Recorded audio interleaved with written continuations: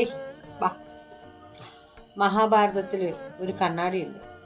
മഹാഭാരതത്തിലെ കണ്ണാടിയല്ല കേട്ടോ, ഒരാളുടെ ഭാവനയിലുള്ളൊരു കണ്ണാടിയാണ്.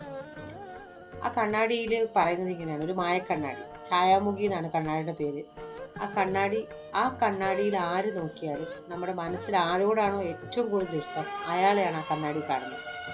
ആ കണ്ണാടി കിട്ടുന്നത് ഹിഡുംബിക്കാണ്.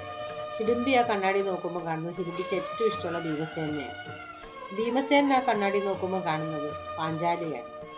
പാഞ്ചാലി ആ കണ്ണാടി നോക്കുമ്പോൾ കാണുന്നത് അർജുനനെയാണ്. ഇതിൽ വെച്ച് നമുക്ക് രണ്ട് കാര്യം മനസ്സിലാക്കാം. ഒന്ന്, നമ്മൾ സ്നേഹിക്കുന്നവർ നമ്മളെ സ്നേഹിക്കുന്നില്ല. രണ്ട്, നമ്മൾ നമ്മളെ സ്നേഹിക്കുമായിരുന്നെങ്കിൽ ആ കണ്ണാടി നമ്മളെ കണ്ടേനെയാണ്. അതുകൊണ്ട് ഇനി അങ്ങനെ ഒരു കണ്ണാടി നമ്മുടെ മുന്നിൽ വരുമ്പോൾ നമ്മളെ തന്നെ കാണാൻ പാകത്തിൽ നമ്മൾ നമ്മളെ സ്നേഹിക്കുക. ചാച്ചാ.